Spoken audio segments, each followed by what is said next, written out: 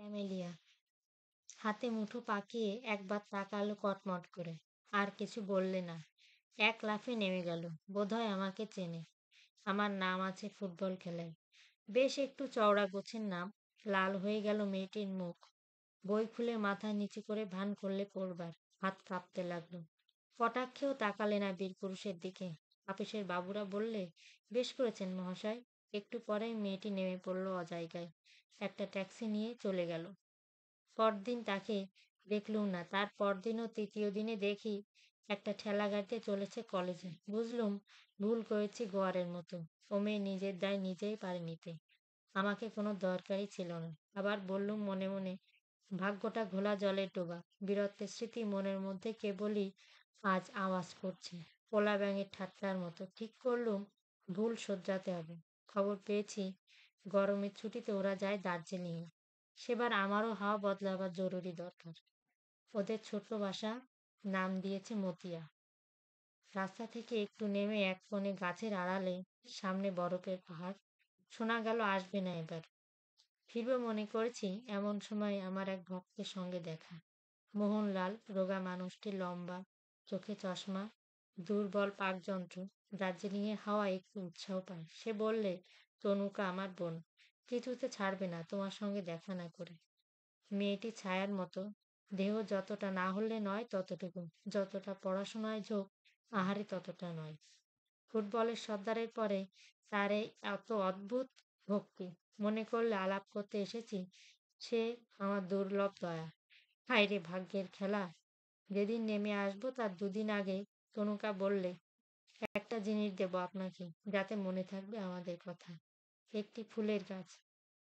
এক উৎপাত। চুপ করে রইলেম। তনুকা বললে, দামি দুর্লভ গাছ। এদেশের মাটিতে অনেক যত্নে বাঁচে। জিজ্ঞেস করলেন, নামটা কি? সে বললে, ক্যামেলিয়া। চমক লাগলো। আর একটা নাম ঝলক দিয়ে উঠল মনের অন্ধকারে। হেসে বললেন, ক্যামেলিয়া? সহজে বুঝি এর মন মেলে না? তনুকা কি বুঝলে জানি নে, হঠাৎ লজ্জা পেল, খুশিও হলো। চললেম টব শুদ্ধ গাছ নিয়ে। দেখা গেল পার্শ্ববর্তিনী হিসাবে সহযাত্রীটি সহজ নয়। একটা দোকামরা গাড়িতে টপটাকে লুকোলাম নবাবের ঘরে। থাক এই ভ্রমণ বৃত্তান্ত, বাদ দেওয়া যাক আরো মাস কয়েকের তুচ্ছতা। পুজোর ছুটিতে প্রহসনের জবনিকা উঠল সাঁওতাল পরগনায়। জায়গাটা ছোট, নাম বলতে চাইনি। বায়ু বদলের বায়ুগ্রস্ত দল এই জায়গায় খবর জানে না। কমলার মামা ছিলেন রেলের ইঞ্জিনিয়ার। এইখানে বাসা বেঁধেছেন শালবনের ছায়ায় কাঠবিড়ালিদের পাড়ায়। সেখানে নীল পাহাড় দেখা যায় দিগন্তে। অদূরে জলধারা চলেছে বালির মধ্য দিয়ে। পলাশ বনে তসরের গুটি ধরেছে। মহিষ চড়ছে হত্তকি গাছের তলায়। উলঙ্গ সাঁওতালের ছেলে পিঠের উপরে। বাসা বাড়ি কোথাও নেই, তাই তাঁবু পাতলেন নদীর ধারে। সঙ্গী ছিল না কেউ, কেবল ছিল টবে সেই ক্যামেলিয়া। কমলা এসেছে মাকে নিয়ে। রোদ উঠবার আগে হিমছোঁয়া স্নিগ্ধ হাওয়ায় শালবাগানের ভেতর দিয়ে বেড়াতে যায় ছাতি হাতে। মেঠো ফুলগুলো পায়ে এসে মাথা কোটে, কিন্তু সে কি চেয়ে দেখে? অল্প জল নদী পায়ে হেঁটে পেরিয়ে যায় ওপারে। সেখানে শিশু গাছের তলায় বই পড়ে। আর আমাকে সে যে চিনেছে তা জানলাম আমাকে লক্ষ্য করে না বলেই। একদিন দেখি নদীর ধারে বালির উপর চড়ুইভাতি করছে এরা। ইচ্ছে হলো গিয়ে বলি, আমাকে দরকার কি নেই কিছুতেই। আমি পারি জল তুলতে আনতে নদী থেকে, পারি বন থেকে কাঠ আনতে। আর তাছাড়া কাছাকাছি জঙ্গলের মধ্যে একটা ভদ্র গোছের ভালুকও কি মেলে না? দেখলাম দলের মধ্যে একজন যুবক, শর্ট পরা, গায়ে রেশমের বিলিতি জামা, কমলার পাশে পা ছড়িয়ে হাবানা চুরুট খাচ্ছে।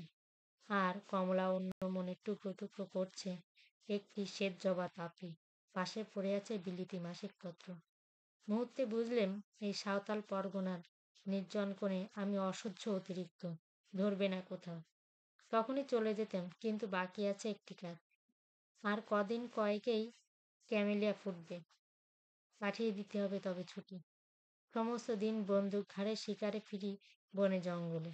সন্ধ্যার আগে ফিরে এসে টবে দেই জল। আর দেখি কুড়ি এগুলো কত দূর। সময় হয়েছে আজ, যে আনে আমার রান্নার কাঠ। দেখেছি সেই সাঁওতাল মেয়েটিকে। তার হাত দিয়ে পাঠাবো শালপাতার পাত্রে। তাঁবুর মধ্যে বসে তখন পড়ছি ডিটেকটিভ গল্প। বাইরে থেকে মিষ্টি সুরে আওয়াজ এলো, বাবু ডেকেছিস কেনে? বেরিয়ে এসে দেখি ক্যামেলিয়া সাঁওতাল মেয়েটির কানে। কালো গালের উপর আলো পড়ছে। সে আবার জিজ্ঞেস করলে, ডেকেছিস কেনে? আমি বললাম, এই জন্যে। তারপর ফিরে এলাম কলকাতায়।